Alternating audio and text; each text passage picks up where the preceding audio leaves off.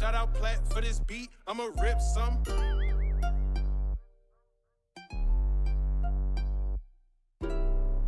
Relax and breathe. Relax with me. Breathe in and out. Breathe in and out. Relax and breathe. Relax with me. Breathe in and out. Breathe in and out. You can relax to this.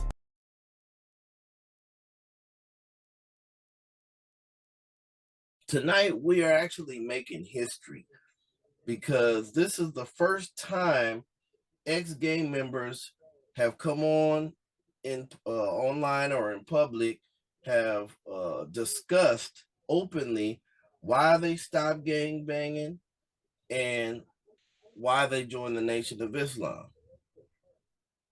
I looked it up. I did not find any record of this discussion happening nowhere on the internet. So, and then the thing about it is that the brothers that we're actually going to be talking to tonight are not just anybody. There are people whom many of us have grown up with, and in some cases are blood related to you. I'm talking to you, the listeners, especially our listeners out in Southeast San Diego. And so we're talking about some legends from Southeast San Diego. We're talking about some of the most popular people in their eras that were in the streets. And we're definitely amongst the top F.O.I in San Diego. Say that then. I'm speaking of none other than Brother Rob, Brother Daryl, Brother Dorian, Brother Damon. And I would like for all you guys to give them all a round of applause as we talk to these Southeast San Diego legends. Everybody give them a round of applause. We can't hear you clapping, but we know you're clapping. My brother, Brother Rob, here we are. Yes, sir. Yes, sir. Good to see you. Peace and blessings to you. Peace and blessings to you, my fellow Green Angel. Yes, sir. You know, we have a true living Southeast Buddha in our midst. And I just need you to know, brother, that I really honor, you know, the way your steps have been ordered and the way that you follow through, brother. And that's something that, you know, we'll get into later in this discussion. And, you know, Southeast, y'all already know. You know what I mean? I love y'all the long way. You know, we got a lot of work to do. Yes. You understand? I mean, we got a lot of work to do, man. You know what I mean? But we'll get into the discussion, and we'll share at this round table. The table is spread. You know, so let's do this. Yes, sir. Yes, sir. Let's do this. Well, first of all, I think we got some brothers on the line. Yes, we got Brother Daryl. We're going to go ahead and bring Brother Daryl on. Yeah, I'm here. Can you hear me? Yes, sir. We can hear you. Can you hear him, Brother Rob? Oh, my brother. Good to hear your voice, soldier. Oh, good to hear your voice. Peace and blessings to you, brother. Yes, sir. Yes, sir. Yes, sir. Likewise. And so let me see. I think we may have Brother Dorian. Let's see. Yeah, I didn't see Dorian yet, Brother Daryl. But we're going to go ahead and keep moving forward. Okay. I have. Huh? I don't have my son to call him because he can't get on. Okay. That'll work. That'll work. Well, let's go ahead and get started, man. This conversation has never happened, not even with us. You know, it's like this is big because we all kind of went to the mosque at the same time, even though we all got different backgrounds and different relationships with it. But I want to go ahead and start with you, Rob.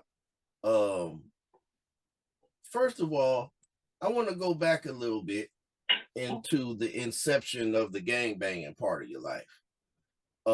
How did you get into that part? How did you start gangbanging? No, You know, it's ironic because I heard one of your previous guests mention how it started for him, and for me, it's pretty. But first of all, let's put it like this: it was always tribal warfare with me. Mm, I grew up, around a certain set of brothers and sisters, and we just all had love for each other. You know what I mean? So you develop a certain amount of love and a certain a bond, with these individuals. The other activities that come with it, it just could really come a part of the territory. You know what I mm, mean? I never really considered myself, quote unquote, gangbang. You mm, know what I mean? It's just my loved ones. It is what it is. It was what it was at the time. Even certain activities we got involved in that you may construe as gang activity. For the record, let me say it's only one gang in San Diego, y'all. Don't y'all ever forget this. It's called SDPD. I'm gonna say it again. It's only one gang in San right. Diego called SDPD. Now, so the other extra tribal warfare that go on, that just is what it is between the different tribes. You know Can what I I mean? elaborate on that? How much sense that makes? Because when you say the SDPD, they're the only real gang because they are the only ones that got unity. Everybody else, even with from our neighborhood, 90% of our murders is in house or more. Most of the times that any of us got killed from Lincoln Park was because we it was one of us that killed one of us.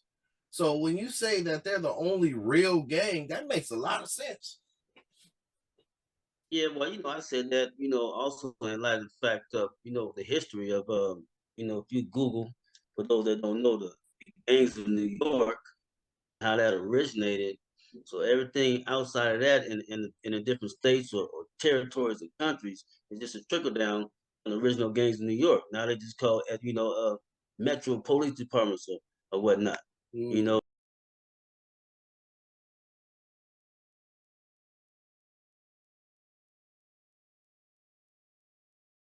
they organize, you know what I'm saying, because that's just how their fraternity is set up. I ain't mad at the organization. One thing I'm mad at is we ain't organizing like that. You know mm, what I mean? We putting in a lot of work on each other, you know what I mean? But we ain't really transferring that energy into something that can be, long standing to where we ain't got to be depend on nobody else to do for us what we should be doing for ourselves. right, You know what I mean? If we don't do what we need to do right now, our great grandchildren is gonna be doing the same thing that we've been doing, but it's gonna even be worse. right. You know what I mean? Hmm. That's even if they even still around. You Yeah, know what I mean? Because it's like, man, the enemy ain't playing with us. You know what I mean? So it really is just about you gathering up your loins, as a man, and your spiritual and moral fortitude, and listening to the guidance of that the Mahdi within. You mm, that self-guided one within, the Holy mm, Spirit within, that's gonna help you move and groove and navigate through life as a man. right. I mean, you're gonna have your connections, you're gonna have your associations, you're gonna have your loved ones, but deep down inside what you're going through, because me being a part of when we came in, we were specifically assigned to the games. You know Yeah, what I mean? look at the We high were school, specifically assigned to the gang. That was our ministry. So elementary I'm school. this gang in prison ministry for 19 years with me. You know what I mean? Yeah, Whether I'm in the temple or not, the ministry never stopped. right. You know what I mean? So I had a lot of different experiences, behind the wall, outside the wall, understanding how certain politics is ran.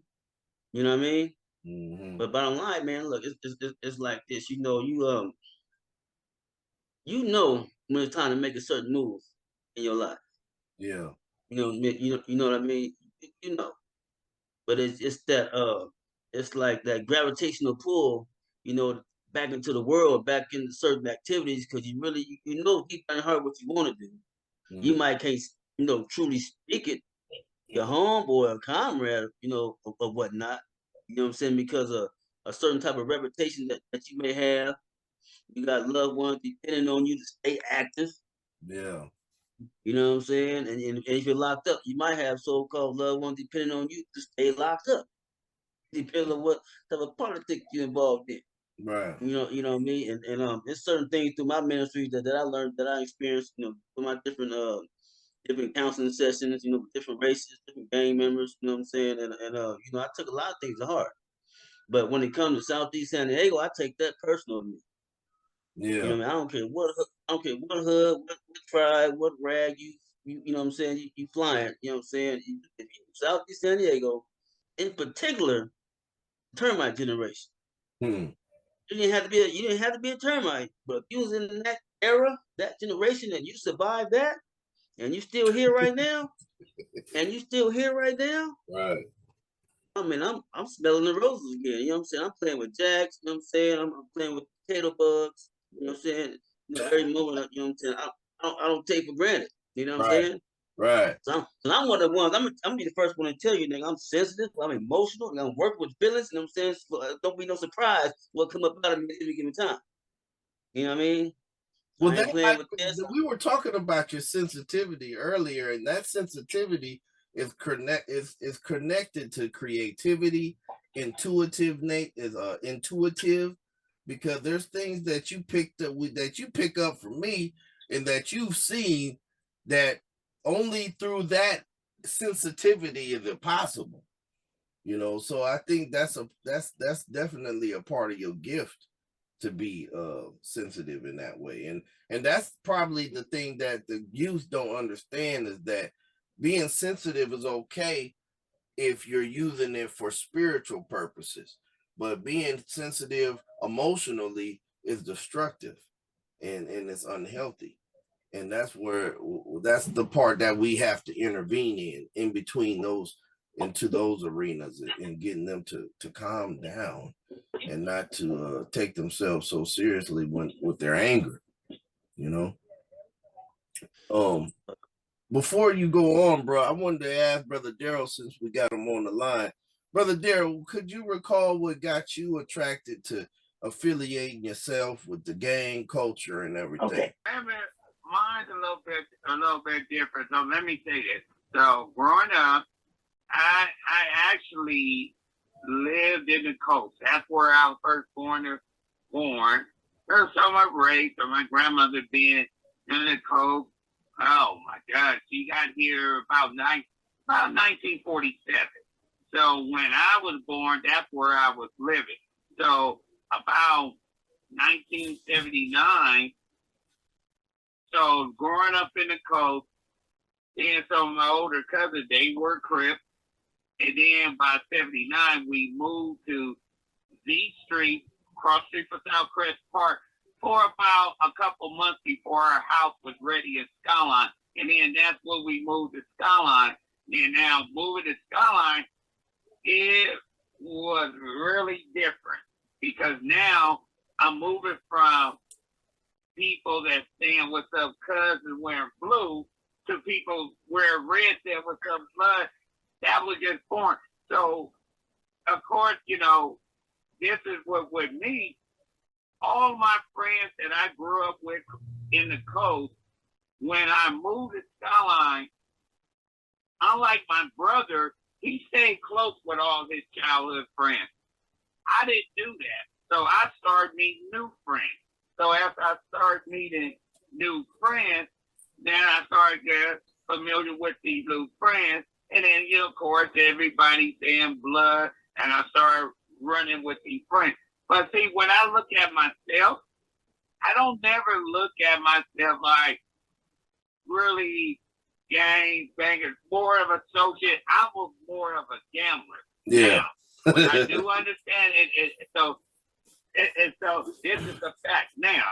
So when I'm with certain elements of my friends that was banging, I knew if I go anywhere with them, something happen, you're gonna have to fight.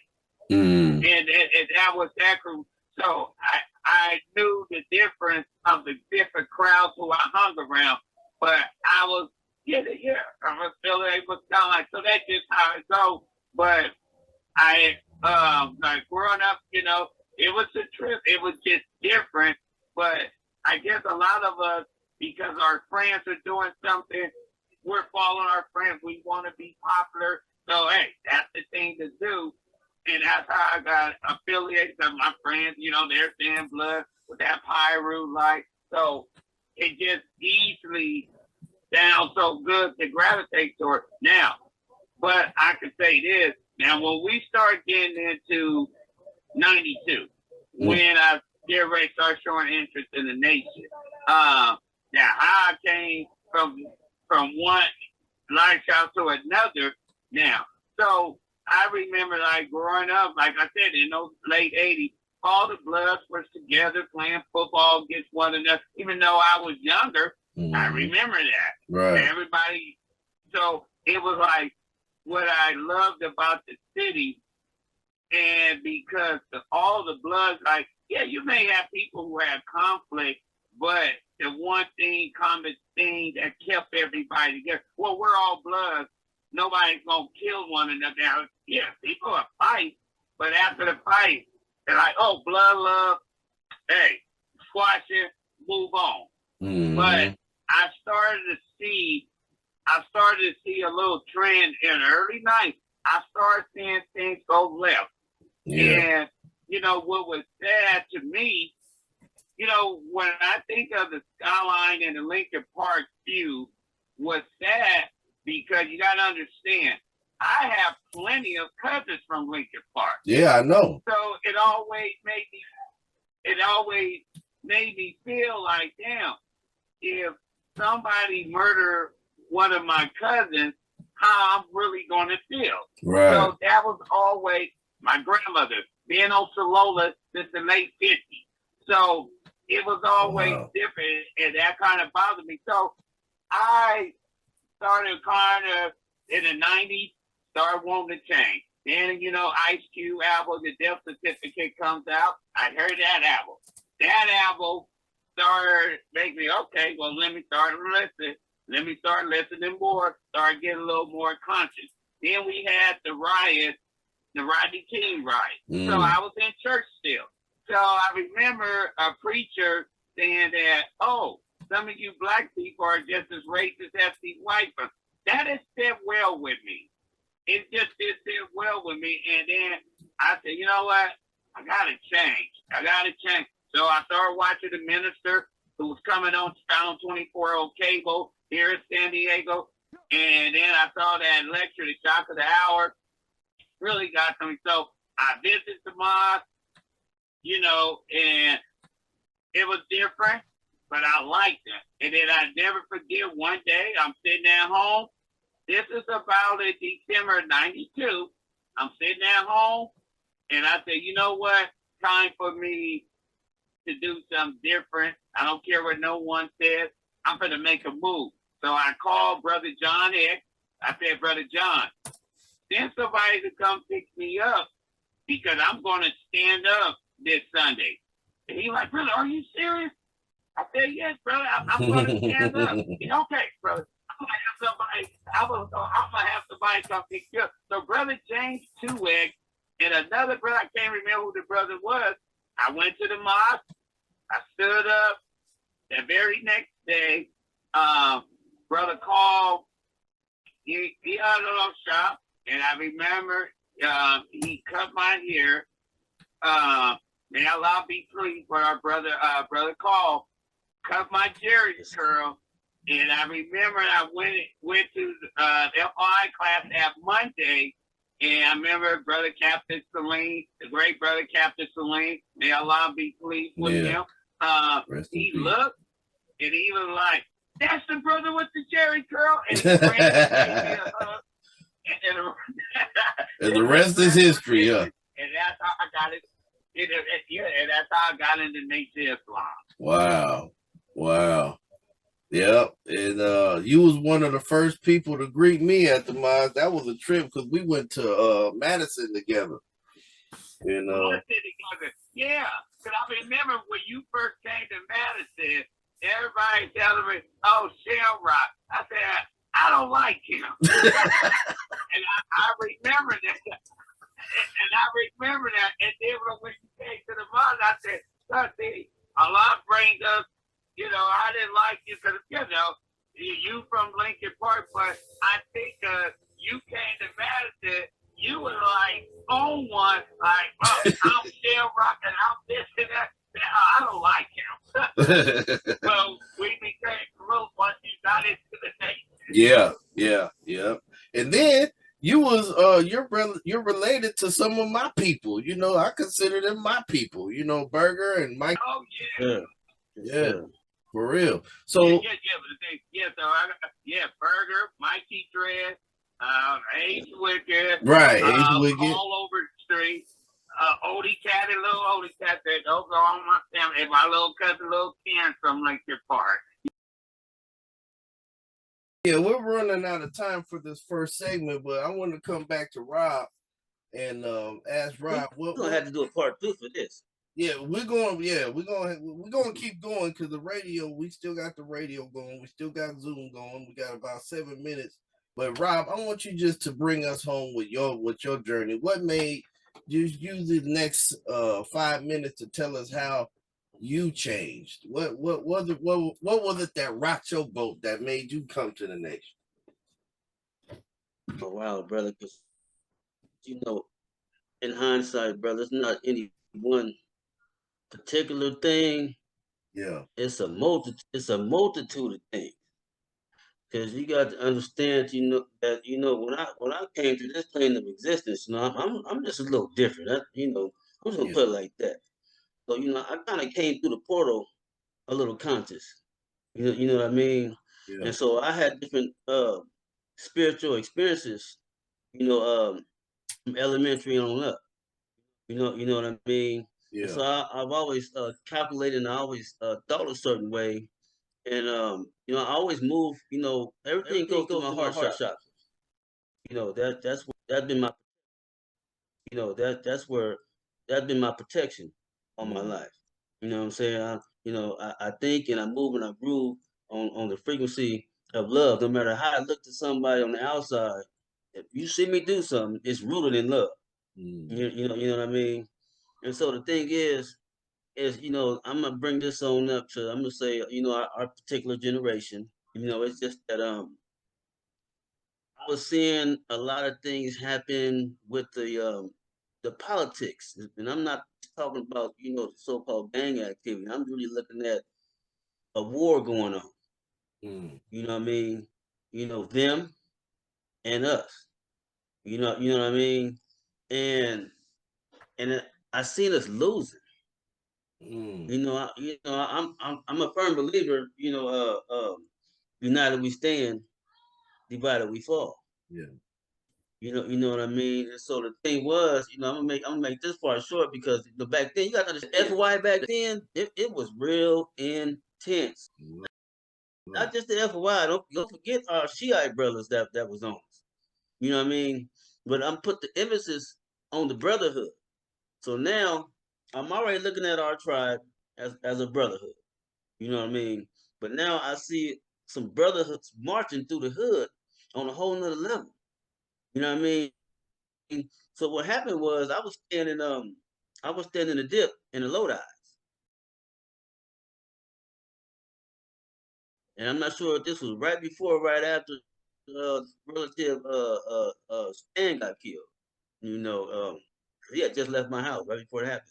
But there was a sister that stayed behind me she's from Georgia, named Sister Milana Crump or something like that. And I used to go to sister's house, and it was weird because she would invite me over. It's an older sister too. I'm still in my teens. She would invite me over. She had like a silver platter, brother, and she was just. I remember the old school zigzags and just buds everywhere. You know what I mean? For all know about that Fallbrook and that old school Humboldt County. Yeah, that part.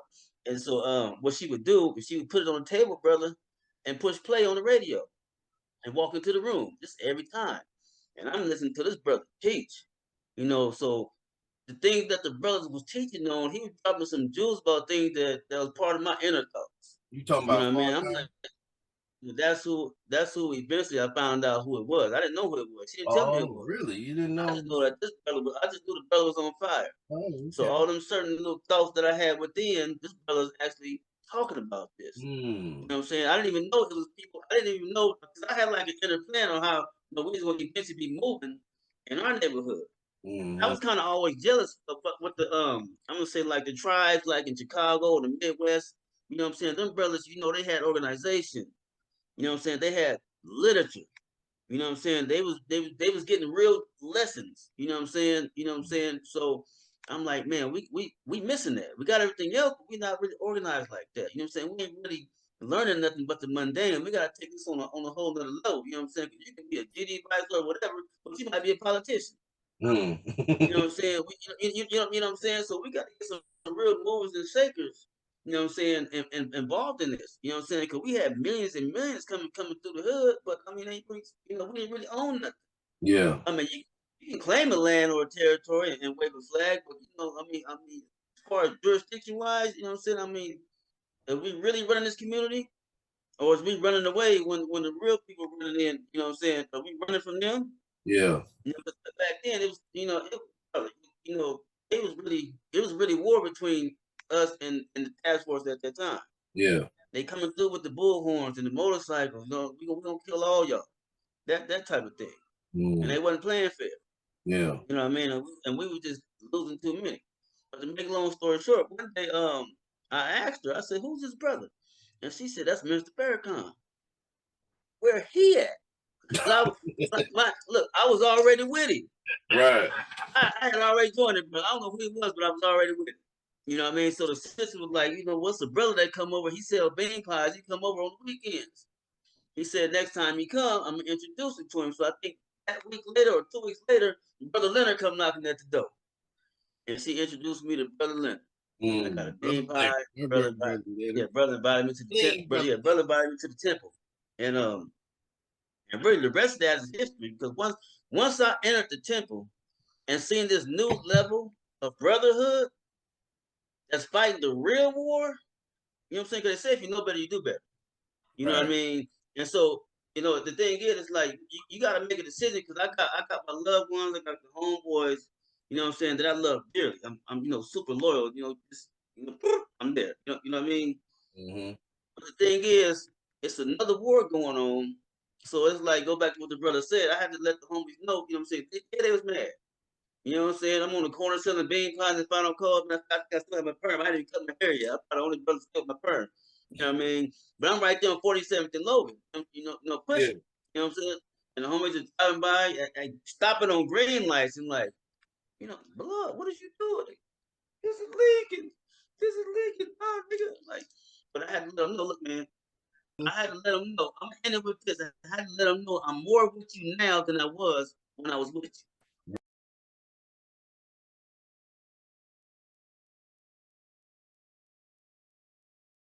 Okay, so it was almost like I'm gonna say an instant love-hate relationship, but not really a hate. It was more of a confusion. It was like what's that study guide? This is what it was. It was mixed feelings and controversy. That's what was going on Mixed feelings with and them. controversy. You know what I'm saying? Mixed feelings and controversy. You know what I'm saying? Because it's like on one end, it wasn't no surprise. If anybody was gonna do this, it ain't no surprise that one made that move. Yeah. You know what I'm saying? And you too. You know what I'm saying? Out of everybody in that particular jurisdiction, it really wasn't no surprise. Right. But at the same time, when you got your top soldier, you know what I mean, your number one 911 point man frontliner, you know what I mean, call on for anything, you know what I'm saying? Because that's the whole thing. I mean, it was like see back then we didn't even, we didn't think we was gonna make it 18. You know what I mean? Because you gotta understand. See, now everybody like, dead, rest in peace, or locked up. You gotta remember, back then everybody was still out. All them big old UUs and real ones they were still out there on the streets. And they You were know what I mean? alive So too. Wasn't nobody really dead. right, and so right. So it was it was real intense. You know what I mean? But at the same time, it really what it boiled down to.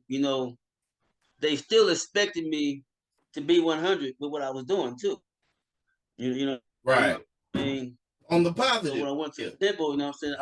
On the positive, you know what I'm saying? I went hard. You know what I'm saying? I'm still a frontline soldier. I'm just with the real old tribe of grade. You know what I mean? You know? And so now I'm getting at the homies now, you know what I'm saying? Just on a level, look, I really want you to live. Now you can be active. Matter of fact, you ain't got to put on the suit and bow tie, but you got to get this knowledge though. Right. You know, because it's a real war going on. I don't care what you're doing. You got to be prepared. You got to be in the right position. You know what I'm saying? When it's time for us to, you know what I'm saying, because all general orders in effect at all times. Right, right. You know what I'm saying? Y'all need to have a certain level of knowledge to get a movie. I mean, you can't be complaining and crying all the time. Right. You know what I mean? Like I say, because in my personal ministry, I had them deep, dark down conversations with these, level 5 killers. You know what I'm saying? So I got to see the tears. I got to see them break down. I got to witness them. And honestly, everybody that ever expressed something to me that they couldn't express to nobody else on the planet. You know what I'm saying? Because like I said, I'm talking to these level 5 killers who break down and they expressing things to me that you really probably wouldn't even want to tell another man, especially in that type of environment. You know what I'm saying? Right. But they trusted me with them too. You know what I mean? And so basically, it was just like, oh, I got to say this, man, because I got to get this out because I couldn't do this. Because like I tell everybody, you know what I'm saying? If you, we always had faith. I think we spoke about this. We always had faith. We have a problem with the faith because when we got up in the morning at that damn time, you know what I mean, and we set our mind to get out and go get what we used to say, I'm going to get out and get what's mine. When you set your foot out that door, you already knew what you was going to do. You was full of faith. Whatever it is you set your mind to do, you knew that's what you was going to do. You know what I mean? But you know what I'm saying? So now I'm just striving to be an example of a certain level of transformation. I can't explain everything to everybody because I'm still trying to understand this myself. You know what I'm saying? Right. It's just a whole another level of processing going on. But at the same time, what I do know, I got my steps is ordered, and I got a call, and I can't turn back. You know, but like you have to understand though, that old me, that guy, you know, I mean, it was, because back then we had to deal with people from, like LA and other states coming in, and you know what I mean. So it was some real wars actually going on late '80s, early '90s. You know what I'm Yeah. saying? And so it's like, okay, my first test really was to allow the person to mess with all these from Muhammad, because I can't do this work if you don't protect me. Because just yesterday, I got contracts out of my life. I got people that can't wait to get me. I can't do this work if you're not gonna protect me. What I'm gonna do tomorrow, I'm gonna get suited and booted. I'm gonna walk in hoods that I kind of used to creep through, drive. Either I'm gonna make it out or I'm not. You know what I mean? And so I just went on my journey. You know what I mean? And I went unscathed. It was almost like I was invisible. Like they see me, but they didn't see me. You know what I mean? It was almost the same effect that I dealt with the homeboys. It was like, is that? Yes, sir. It's what it is right now. You know Yeah. what I'm saying? But see the thing, like I say, but F.O.I was so on fire and so intense back then. It wasn't like we really had to worry about anybody doing nothing to us because we operate in love. They knew we were serious, Right. and they Right. knew we especially us. We didn't care about dying in. We definitely don't care about dying now because for a better cause. Mm-hmm. You know what I mean? So Yeah. that just how I move, brother. You know what I mean? Sure. So brother Daryl, how did people respond Yeah. to you when you changed? Oh, well, okay. So let me just. So my mom, I could say this. My mom was disappointed. She didn't like it at first. She really didn't.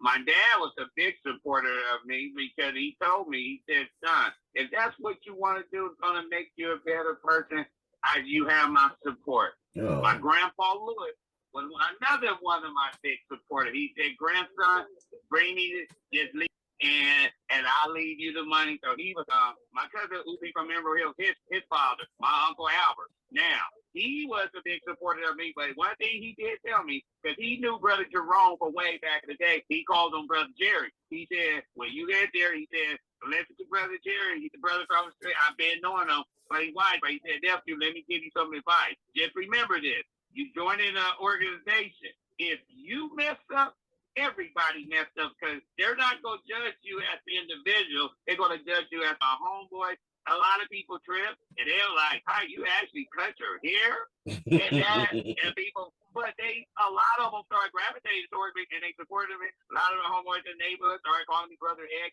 and they became supportive. But, you always have that little few. They're like, well, Ty, I'm not with all that black stuff. No, I'm not going to buy no final call. I like, sometimes they used to get me upset, but then I didn't let it go. I said, you know what? Whenever you're ready, believe me, you would need me before I'm going to need you. And then, if when stuff happens, stuff going on, Now they want to come talk about changing their life. But I realized that I have to be an example to show them that you can change. And later on, see, that's when I found out some of my influence people had told me. They said, "Hey, you don't understand. A lot of the homeboys respected you because you did something different. You didn't care what nobody thought. You took a leap and said, you know what? This is me. This is what I'm going to do." And that's what I love about being in the F.O.I. But one of the things I forgot to mention, I never forget. I remember a little bit when I joined them. I'm on post. You know, our location, 3040 Imperial Avenue. Right. So I never forget. I don't know how these youngsters from the coast even knew who I was. And it was about 3 or 4. They came up to me. I'm on post. They said, "Oh, we hear you used to be for Skyline." And they tried to be funny, killer, and all this, and I just listened. So they said, "Brother, so if we did something to you, what you gonna do? You gonna call your homeboys for Skyline, come down here?" And I told them, I said, "Number one, you ain't gonna do anything. So I'm not even worried about it. Number two, I will never call them to come down here because you know why? F.O.I. we take care of our own business. So right. Who else do you want to ask?" And so they laughed after they said, "We were just playing with you. Keep up the good work, you know." But I got a lot of support from people, and a lot of people that I grew up with. They were very proud of me. They said, "You know what? You took a leap of faith. This is what you want to do.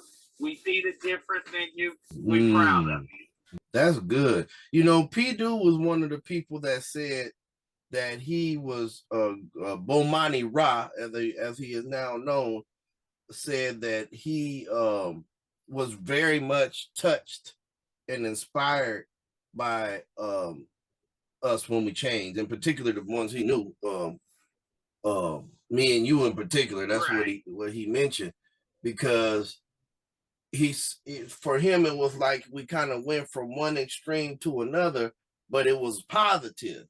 And like you said, it was out of, we didn't care. We did not care what people thought. You know, we was doing what we felt we were convicted to do. And it was for the betterment.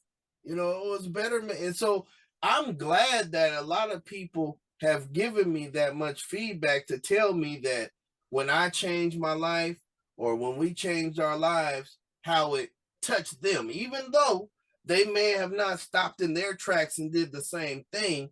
It still had an impact on on their lives. Right. Exactly. It sure did. You're right. Mm-hmm. And so what I like to do is I like to open up the lines to ask the callers, you know, if you were around that time, if you knew any one of us, me, Dorian, Brother Rob, Brother Daryl, Brother Damon, if you saw the change, how did it affect you? We want to open up the lines right now. So let's take a couple of calls. Let me see. You're live on Relax and Breathe with me if you had a comment. Like, is this Brother Dorian? Yes, sir. Hey, salam alaikum. Well, you one of the stars of the show, bro. Yeah, I was trying to get on, but I think you have to add me on. You have to, like, unmute me or whatever. So I've been on for a minute. Okay, well that's all right. That's all right. You came in right on time. So I guess you heard me talking about you, huh? A little bit. I came in kind of late, but I caught the tail end of what you were saying. Yeah. So how did people respond when you changed, bro, when you joined the nation? Because let me say this. I remember I saw Brother Dorian walking down the street, walking down 47 with a full-fledged perm. It was like a bob or something. This was before he changed. I mean, because what was you in the Dark Boys? You wasn't in the Dark. Well, I remember, bro. Your hair was long, man. You went way back with that one. Huh? You went way back with that one. The Dark Boys. Yes, sir. Yeah, but Yeah. I remember. So Yes, how did sir. people respond when you changed, Dorian? Man, they was shocked, brother. Like it like sent like a wave to Southeast. Boy, they was like they couldn't believe it. I mean, now the people that I went to high school with, they knew I was a Muslim, but everybody else they didn't know that. You know what I mean? So they was so shocked. Like Brother Gerald said, cut your hair off. Boy, they sitting there looking like Right. you know, they couldn't believe it. Like Samson done got a haircut or something. Huh? Yeah. I always quote that line that Ice Cube say. He said, cut that Jerry juice and get a ball head. Let it nap up. Or keep the jack up. You know what I mean? I always quote that line, you know, because I was like, you know, I was like, bro, you know, like when I cut my hair, I was in college. And I said, man, you can't be no black leader with no Jerry curl, man. You know what I mean? So I cut it off. I cut that junk off. Boy. You know what I'm saying? I'm running around, man. You know, when I was in college, and you know, I was so militant, which I'm still militant now. Yeah. And, yes, sir. You know what I'm saying? But you was on fire when you was young, though. I remember.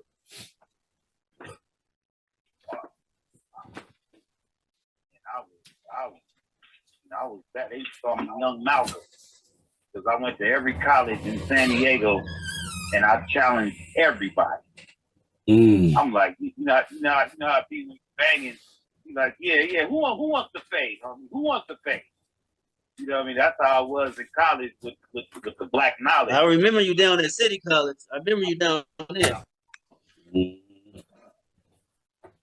Wow.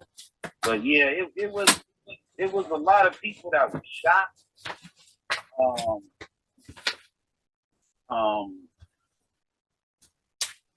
A couple of people was disappointed because they just, you know, they was ignorant. They didn't understand. You know what I mean?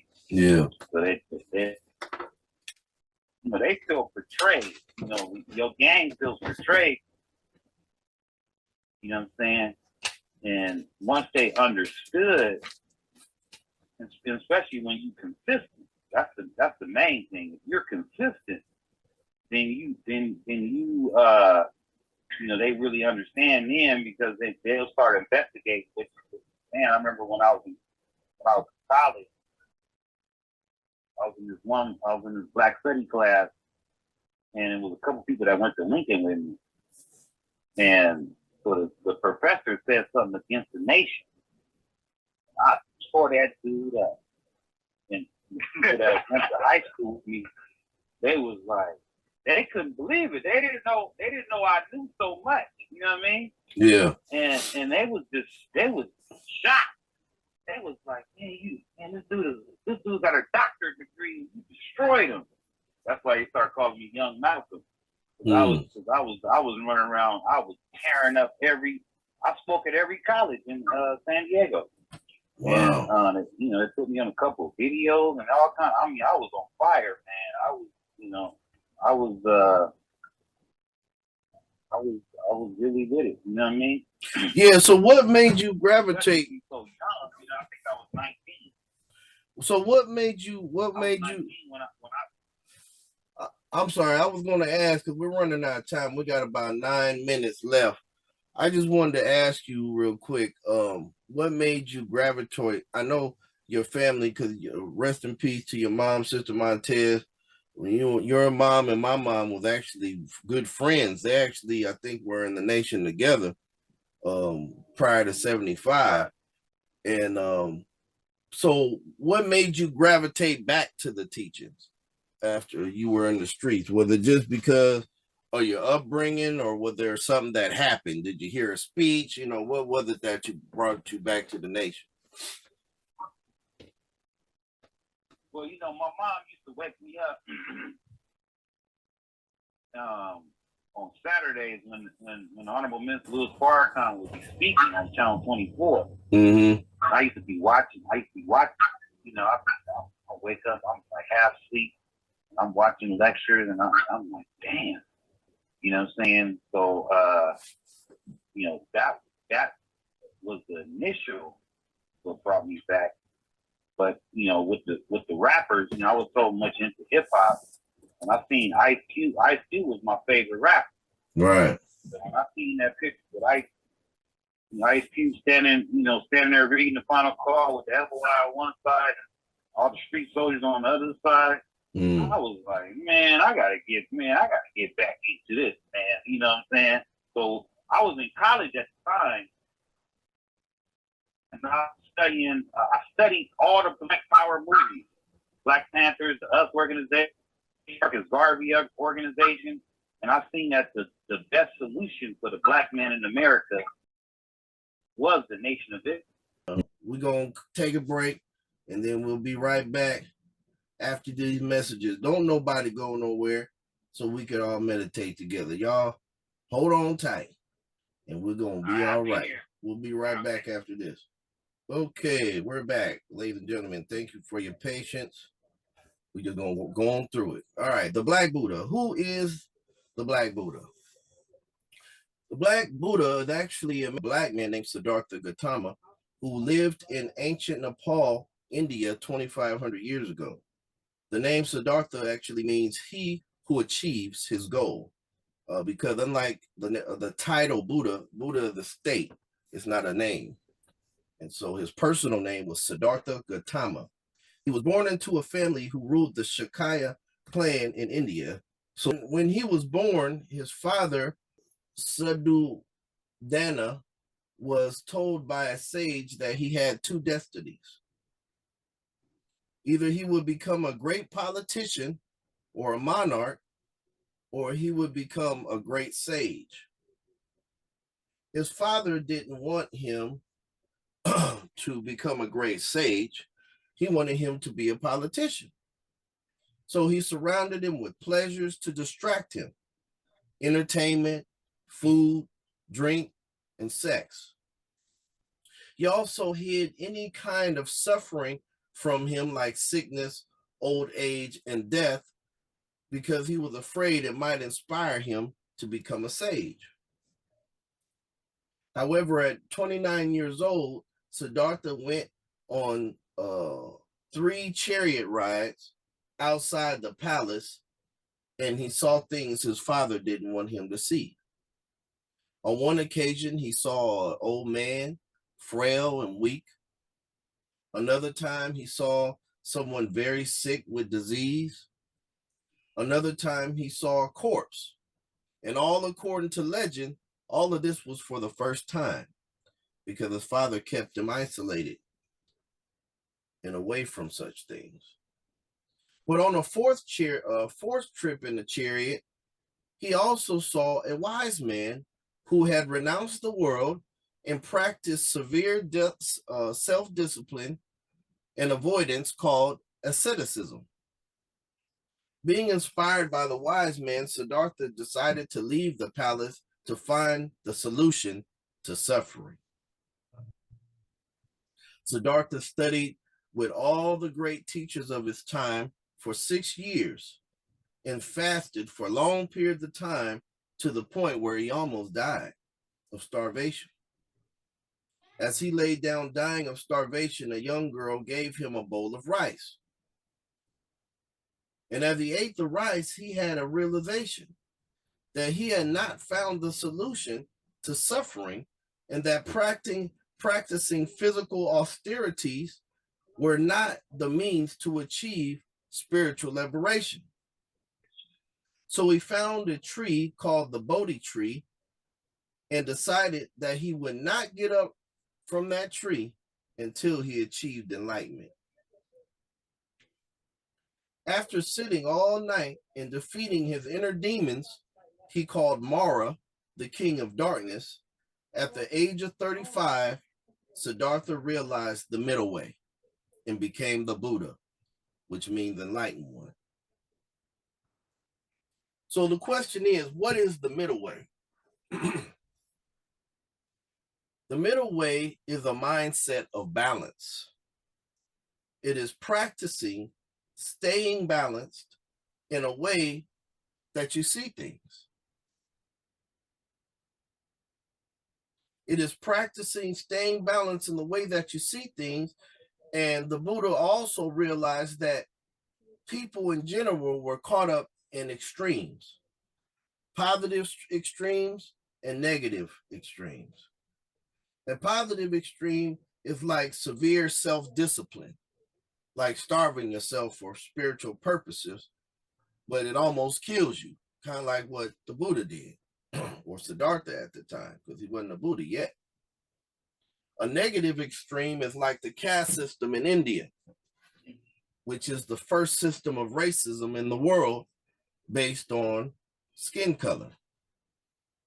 And on the side note, the caste system is older than racism as we know it. The caste system is actually a product of Hinduism, and Hinduism is the first slave-making religion in the world, over 4,000 years old. So our brothers and sisters in India have been oppressed for not 400 years, but 4,000 years. Age.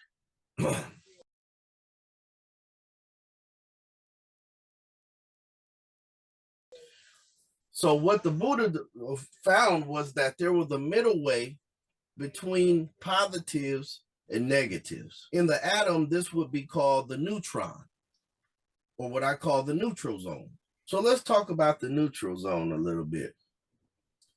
So this neutral zone is between the extremes. And that's what Relax and Breathe is designed to do. Relax and Breathe is designed to put you in a neutral state. The neutral state of emotion, the neutral state of mind. And it just so happens that our bodies actually, in our bodies, in our emotional makeup, we have actually three emotions. There's three basic emotions. There's positive, negative, and neutral. The problem is most of the time we think like in a bipolar state. We think either in terms of positive or we think in terms of negative. And we miss out on the benefits of being in a neutral mind state to where we can analyze both. So the way a good analogy to understand this concept is kind of like when Moses parted the Red Sea. When Moses parted the Red Sea, it took that body of water, split it in half, and made a path in the middle for the children of Israel to escape. And really, it's like creating a safe route, an exit. The exodus route is the middle path because it helps you see things objectively. It's a place where you can find peace because you can analyze both the positive and the negative objectively without being too positive, being too negative, to see things objectively. And that's really the purpose of meditation. And so Relax and Breathe, even the phrase within itself, not only does it put you in a neutral state of mind, but the phrase itself is neutral because because it's not sectarian, it's not religious, it doesn't require belief. But what it does do is make a suggestion how to use the breathing apparatus and the parasympathetic side of the nervous system to calm oneself.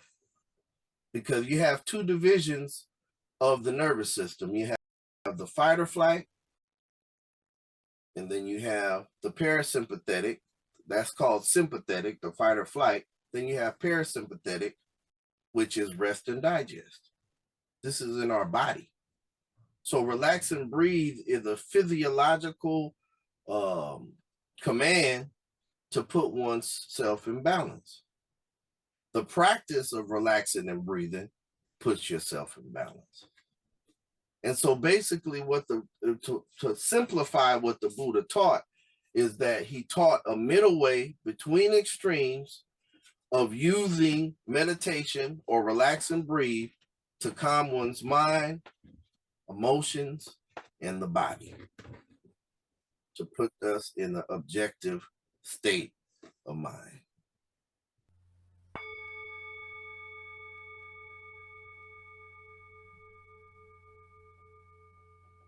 relax means relax your shoulders, relax your hands, relax your face, relax your gut.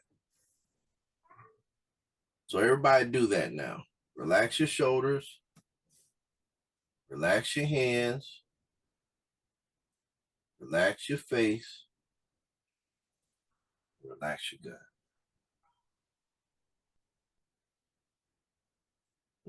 And the proper way to breathe, so breathe means breathe in through the nose, out of the mouth with the diaphragm. So as you're sitting there relaxed, we're going to take 3 deep breaths together through the nose, out the mouth with the diaphragm. Everybody together. Let's take a deep breath in. Put it in your gut. Blow it out. In through the nose. The gut should fill up like a balloon. Blow it out.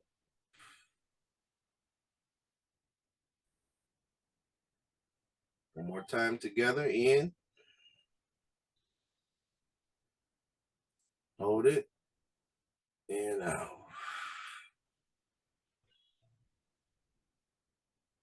Now what we're going to do is just watch the breath going in and out the nostrils for a few minutes. We want to get all of our mental focus right here at the nostrils. If you don't keep it all the way at the nostrils, just watch the breathing cycle in through the nose, out the mouth with the diaphragm. That's the only thing you concentrate on. Any thoughts, sounds, you don't block them out, but you keep all your attention here. You may notice them, but that's not your focal point. Those are things in the background. This is the foreground we're talking about. So everybody just watch your breathing. Take one more deep breath together. In and out. When you hear the bowl, that means to begin the meditation. When you hear it again, that means to end it.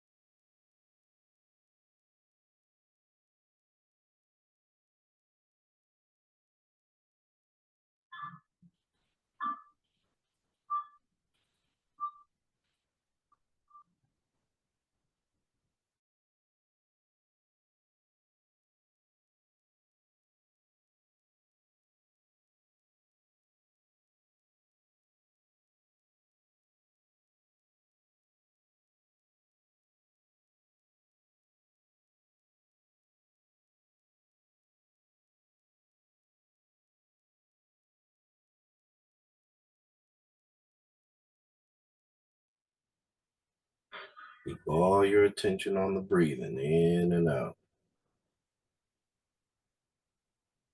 Get distracted by thoughts, sounds, just bring it back. Just bring your attention back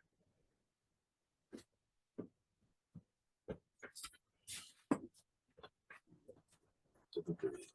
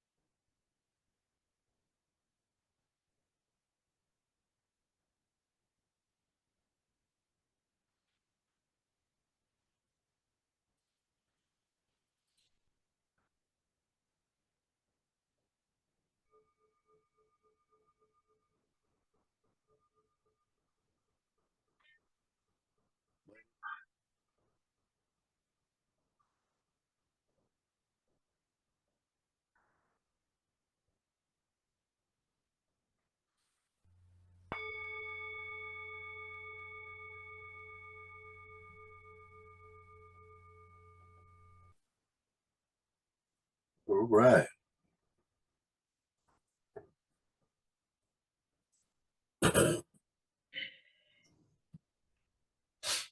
How you feeling, bro?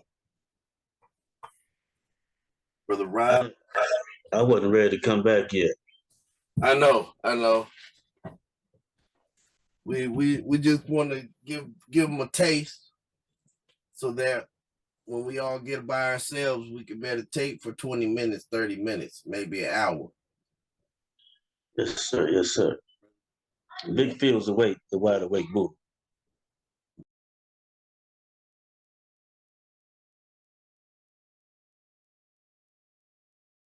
Yes, sir. Let me see. Let me bring on the brothers. They wanted to say something. Brother Dorian, you're back live. You wanted to make any comments Yes, as sir. we start to wrap it up? All right, Brother Daryl, you back live too? Yes, I'm very relaxed, but I want to appreciate you for doing this show. I think it's something that we should do again and continue to reach it out to our people because it's definitely a crisis out there. Being one, but I think we have a lot to offer, and you never know the effect that you may have on a person's life just with words to get them in the right step to get them back. Oh, thank you, bro. Thank you. How about you, Dorian? Were you able to do the meditation? Oh, yes, sir. Yeah. Do meditation every day. Do you? Yeah, I meditate every day. Oh, okay, that's It good. really helped me, especially with the I was in a state of depression with my little brother being assassinated. You know what I'm saying? And I didn't even know how far that depression led. It was going on for about 10 years. And when I recognized it, I started meditating, and it really helped me. You know what I mean? Wow. So, yeah, meditation is very, very powerful.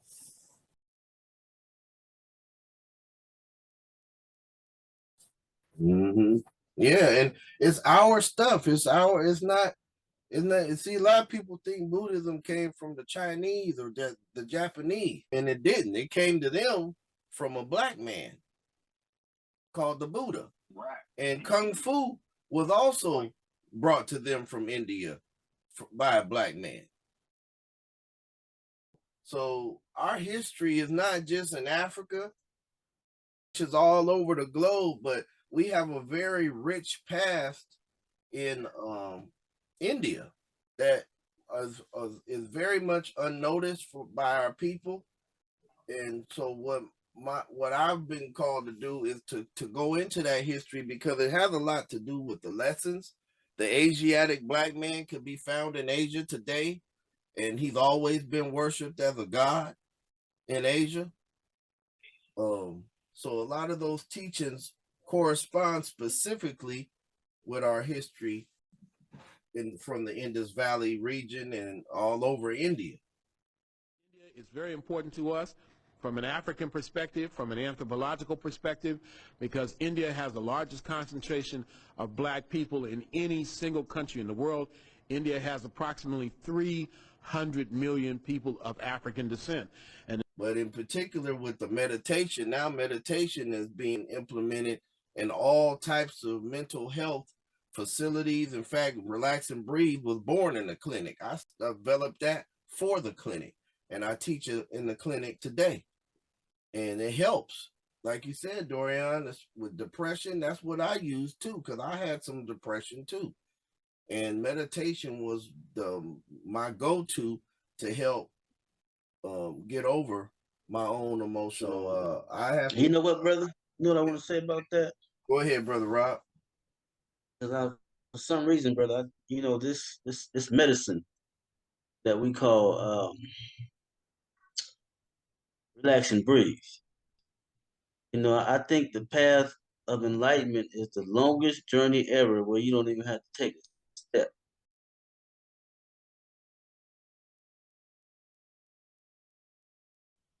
You know, but I think that, you know, this Buddhism and the relax and breathe will help a lot of the what we in the nation call the dissatisfied.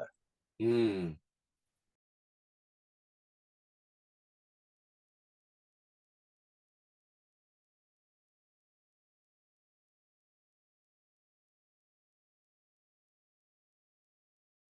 You can relax to this while I kick facts to this. While I spin your mind on this axis, I'm galactic. Feel the magic. You can grab it, cause you can have it without the static. Silly rabbit. Bad habits got you living life that's tragic. But I'm pragmatic, and it's emphatic that you learn the mathematics, the diaphragmatics. Cause knowledge is bliss. The present is